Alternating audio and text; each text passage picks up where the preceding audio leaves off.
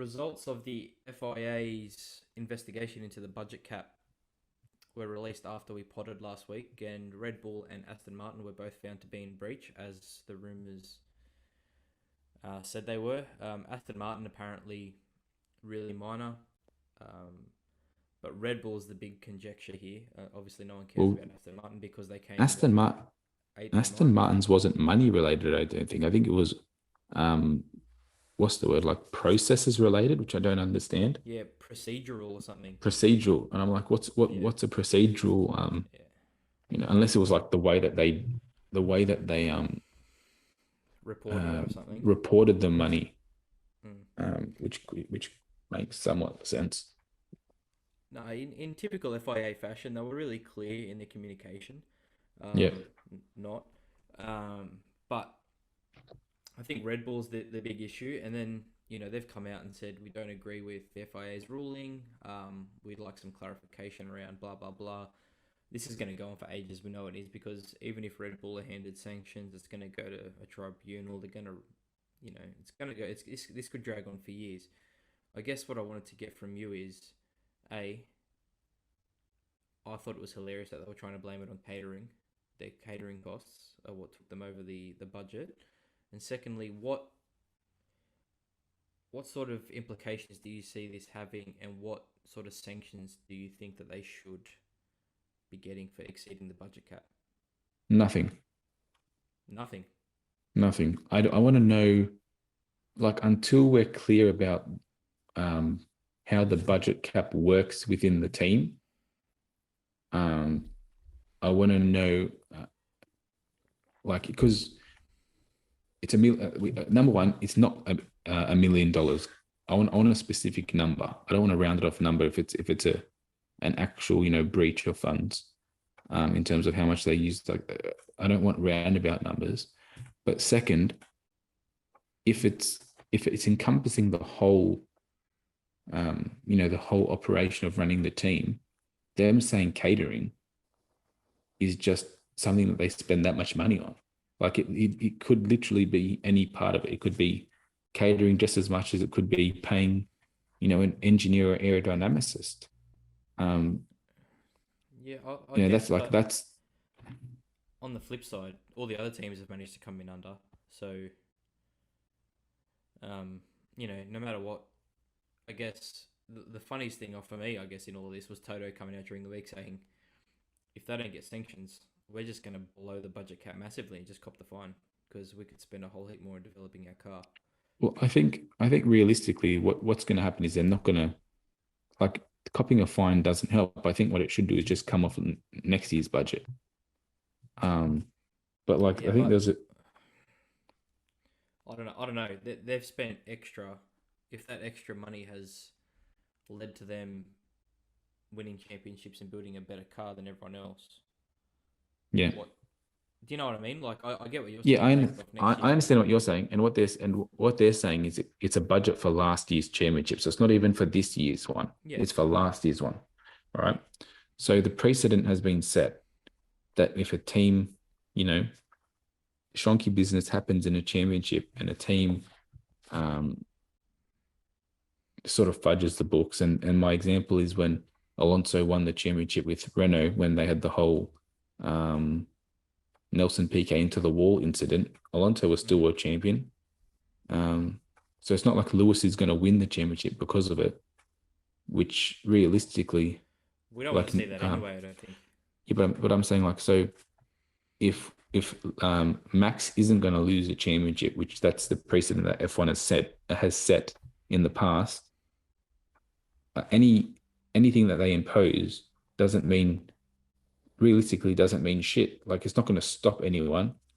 So the only way I think they can impose something that's going to stop it happening in the future is if it gets wiped off your next salary, salary budget or salary cap, and then also maybe implement that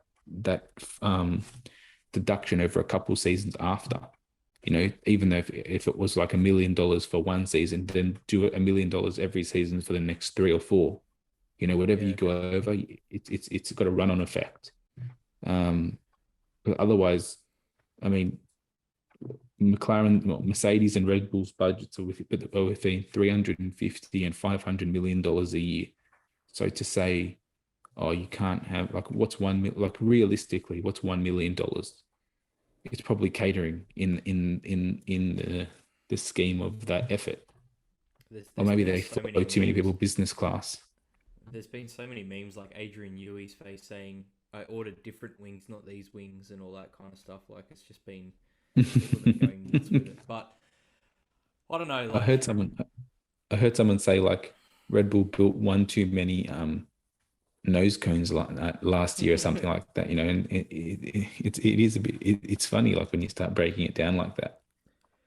like yeah, But I'm and happy like that they are. the shit thing for me, I think, is that no matter what, I think Max is always going to have a little asterisk next to his name on that championship because of what happened in that race Yeah, and because of this. And I still stand by what I said back then, which I thought it was bullshit that what happened in that race. But Max is phenomenal. He's a deserving two-time champion, and you don't want to look back in 20 years going, "Oh, he was handed it," or "they cheated," or anything like that. Do you know what I mean? Like I just think the guy deserves to be a champion off his own well, accord. Like it doesn't that asterisk. It's gonna suck for him, yeah. I guess. I don't think it's going to suck for him. I think as long as he keeps amassing more championships, people are going to forget about it more and more and more. As the more you get, I think one thing that I think is really comical is the fact that Ferrari are talking it up and Mercedes are talking up like that $1 million spent extra. Is the thing that has um, helped Red Bull get this massive, car development this year, helped them win a championship last year. Like it seems like it's the be all and end all of all, of the preparedness of the team, which I think is absolutely hilarious. It's Um, typical Formula One games, mate. yeah, it definitely is. But like for Ferrari to be saying stuff like that, like, oh, we're going to be fighting for the biggest sanctions that we possibly can get. I'm like, why don't you just get your own house in order? Um, worry about the things you can control. And Says then the like team that if you're in a that kept championship the fight fuel and flow it comes down rates. to yeah, You know what I mean? Like such such whingy hundred bitches. percent. But it's understandable. I just think um it just looks dumb because it's so naive to think people are too dumb to see, to read between the lines. But Yeah, yeah, in terms of sanctions, I don't know what they could possibly put that will stop teams doing it other than imposing that penalty into their salary cap for a couple of years to come. mm. Yeah. You know, I guess like that could even be like if they were development. to say, if they were to say like, um, you go over the cap for 2 years after that, you have 10 million less to spend um, on your budget. That's a massive penalty, and that will definitely make sure the accounting is in order on all teams. And I think probably something like that would have to happen. Will they do it? I don't know, but I think if they want to be serious about it, they have to do something like that. Yeah, I agree. I think that's probably the only way forward because retro retroactively taking points off Max and Red Bull from last year. Um, yeah, I think that's just shit. But in all of this and in Red Bull's dominant year, I've gone back and started reading Adrian Newey's How to Build a Car. I don't Mm. know if you've read it. Um, Nope. it's an Enlighten me. amazing book. It's kind of his autobiography, but he goes through his whole life and his PhD when he was at uni was in ground effect cars. Yep. So looking at that, there's no surprise as to why that car is so much better than everyone else's at the moment because Yep. the guy just gets it. Because when he went through uni was in the late 70s when ground effect the first round of ground effect cars were happening. I think Yeah. Mario Andretti won the championship in the Lotus. Like there were a whole heap of ground effect cars back then. Then they ruled it out for 30 years. But Yeah, no surprise, and I don't think spending $1 million extra has made the Red Bull such a better car. I think it's just Yui's overall design philosophy and that design Well, in if that you car. Just and Max in the driver's seat. Like Perez hasn't been dominant, but Max has been. yeah, but Perez could, if Max wasn't there, Perez could win the championship still, Yeah, he could, but which is a Max has won it with a massive, Max yeah, has four won it with four races to races go. left. So Yeah. whereas Leclerc is only a Um, couple of points behind Checo. So I think Adrian Newey, I think probably is a very underrated part of that team, even though he's not underrated in the fact that like everywhere he goes, whatever team he goes to, has had so much success, and not even just so much success, but like the whole he's redesigned the wheel for use of a better term so many times in the way that aerodynamics is distributed over a Formula One car in so many eras, with different teams, and their cars are always the ones where they're pushing the boundaries. I mean, the only thing they probably didn't bring to the sport recently was that whole double diffuser thing that Braun brought into F1. But other than that, they were the first ones to have be using the suspension as winglets on the suspension covers. They brought the nose that would dip active under suspension. braking to give you. They brought active suspension with Williams Mm. in the 90s. Like yeah, the guy literally, I think, lives and breathes aerodynamics on a Formula One car. And then the other thing they do always is bring a beautiful car as well as an aerodynamic car. Um, so yeah, when you say he gets it, I think he more than just gets it. I think he's like the god of aerodynamics. 100%. Like everyone's chasing him, Yeah. and it's Oh, been like that definitely. for nearly 30 years. We just need someone else to You know, poach him, like a McLaren or an Alpine, so we can get another bloody constructor up there. But um, this weekend we I don't have think that's Coda. happening. No, I don't think so either, mate. I think the guys were happy to see out his career at Red Bull. Um, Yep. but yeah, Coda this week, one of my favorite tracks on the whole calendar. It's one of the new tracks that is awesome, Yep. or newer type tracks. Kind of like Singapore. I think we spoke about it after the break. Last The year.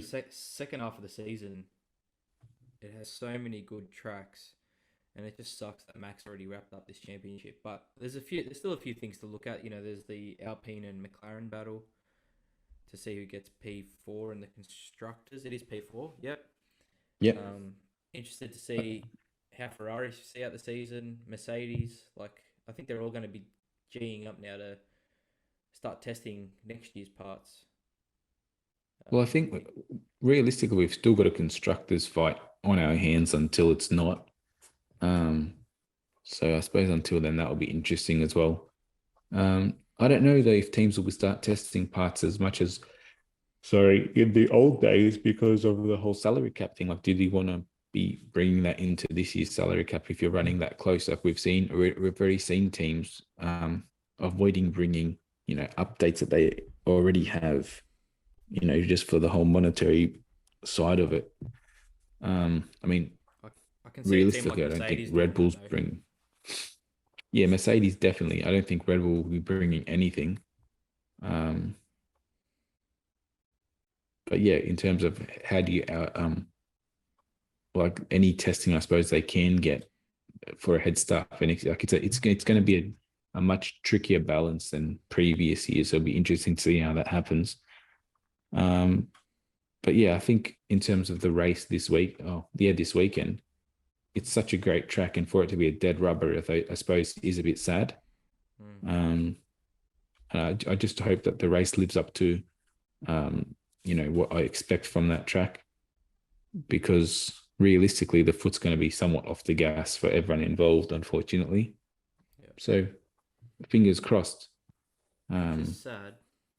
yeah, it's it's it's just unfortunate that we've still got 3 races and you know or 4 races. Yeah, so there's 100 points available still. Yeah, And it's not going to change the drivers' championship. It's absolutely insane. Like, But and I don't want to be a Debbie Downer. three of those four, Coda, Mexico, Brazil. Like, I love all Great three of those tracks. tracks. So hopefully we see some good racing at least. But the McLaren Alpine battle, I think there's 13 or 14 points in it. Yeah, McLaren were really strong here last year. I think Danny Rick and Lando finished P4 and 5 or somewhere thereabouts. yeah, Alpine have been strong pretty much everywhere compared to the McLaren. McLaren's lucky that the Alpine keeps breaking, yeah. and that's what's allowed them to Well, claw some this. of those points back. Well, can you imagine if it's actually like a dogfight that the McLaren's not going to get past on this track at all because there's those two massive straights that the Alpine is just going to claw, so much claw a distance, and then the McLaren will catch it back up through the windies, and then it's just going to happen every lap. So, I mean, qualifying is going to be massively important for both those teams. I agree. And if I was to choose, I'd probably say it's going to benefit Alpine no matter what, though, because there's so much straight on that track, and that car has to be probably the quickest car down the straight. It's Other up than there, maybe definitely. I mean, I'm fingers crossed that Williams has another good race because that car is also a knife through wind at the moment. It's super aero deficient. So hopefully, Goat Tiffy can bring a few points home with Albon this weekend. Fingers Well, crossed. it's the only thing with the Williams is I think it's similar to like Maggots and Beckett's and the Suzuka S's, that sort of sector.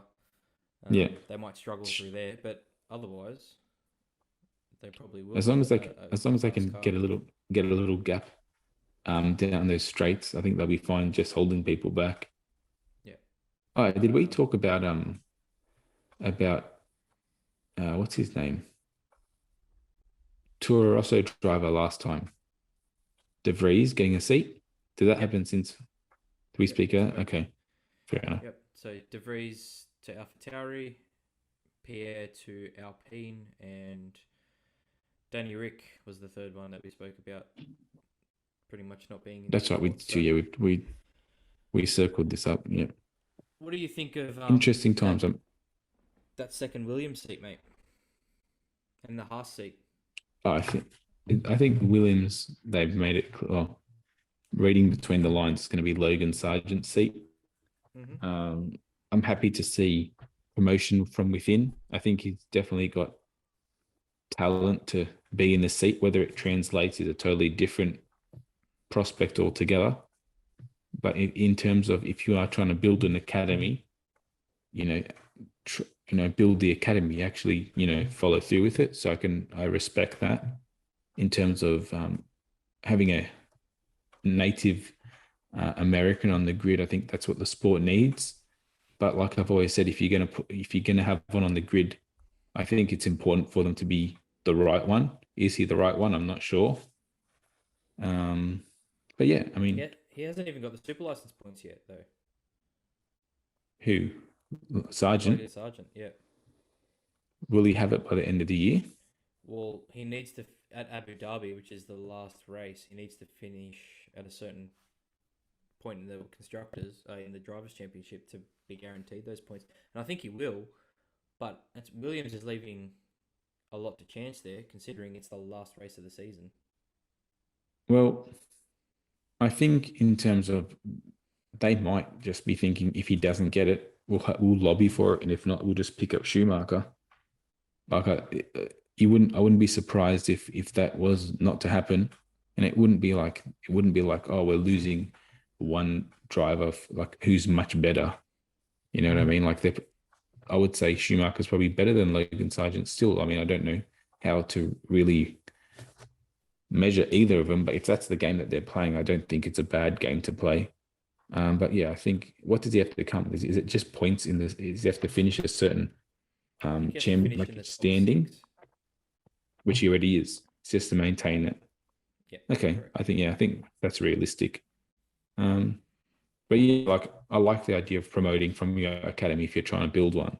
So I'm fine with that. I think it's actually a bigger problem for Red Bull that they couldn't promote from their academy. You know what I mean? Mm.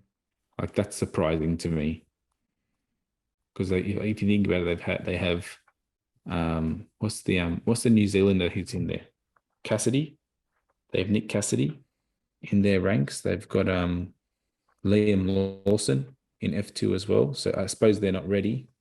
Um, but yeah, for them to go poach a Mercedes driver for their junior team, I think is probably a worry for them.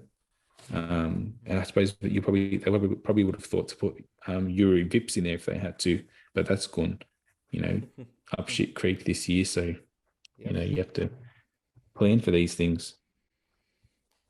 But And the Haas I don't know. seat. I have no idea. Sounds like it's going to be Giovinazzi, which I What do don't you agree think? with. I'm hearing it's going to be the Hulkenberg. Which I still don't agree with. No, he's been out of the sport for a while. But it's not even that. It's like I feel like these seats need to be filled with drivers who are going to be coming into the sport to give them a chance. Go get Dragovic if you're going to put Hulkenberg in there. Give someone a chance to make a name. Because like it's my whole argument of Sebastian Vettel. Like yeah, he was good this year, but could any other driver have done what he did this year? I believe so. I don't think he did anything special for that team. It's not like he Stroll did. hasn't. Yeah, but Stroll hasn't looked much worse than him, and on a lot of on too many weekends he looks just as good or better. You know what I mean? Like it's not night and day. Like I would Mm, say Alonso always looks better than Ocon, regardless of where he finishes. yeah. But I think Vettel has. I think the word flattered is too harsh, but he's made Stroll look probably better than he is. Um, so I think these seats, if you're a team like Haas, like number one, save some coin on salary and bring in, Mm, I think F1 has had like they had an influx of young drivers, but there's other teams that are just trying to hang on to these relics of the sport for way too long. Like even Alonso, as much as I love him, I don't know. I think get some young guys in. That's just me. I'm always about bringing in the young guys. oh, yeah, If like you're not going to win a to a point. championship, bring in the young guys. To a point, but guys like Alonso, Danny Rick, Lewis, Yeah, those guys bring a lot to the but sport. Alonso's, yeah. Well, I think Lewis does more than Alonso and Danny Rick now. Um, but I think like Danny Rick brings more to the sport than even Alonso because I think Danny Rick is probably the most likable driver on the grid. But my whole thing with Alonso is that he's going to a team that's house isn't in order, and he's never performed well at a team that's house wasn't in order. I mean, next year I wouldn't be surprised if he left mid-season. If they're as bad as we think they are in terms of Stroll, being an absolute, negative impact on the team. Mm. Um, so Maybe bring in that's some what young Danny Rick's guys. waiting for. What Stroll to leave? No, for Alonso to blow up and then Uh, take the seat. yeah, but if Alonso leaves mid-season, why would Danny Rick think that's a good seat to take? I don't know, mate. You know. I'm just trying to think of his bloody what he's thinking. But anyway, I'm looking forward to Coda. It's been a long season. It's going to be a long end to the season, but at least we're going to see some good I think racing, it's. hopefully. I think at least we've got some nice tracks to go to. Like the track list is something I'm not disappointed about. Yeah, Um, yeah, I think that would be great in terms of just a track that is an awesome track to watch races on. I mean, the American fans have been some of the best of recent races as well. So, yep. good on them. Good luck to them. I can't wait to watch a race that's not at night as well. It'll be early morning. Actually, it'll Six probably be, a.m. yeah, six. So I'll be getting ready for work, but it's better than Singapore in the rain. This is true. Yeah, at least we won't get a rain Yeah, delay. Um, but yeah, I yeah, think we'll 100%. leave it there.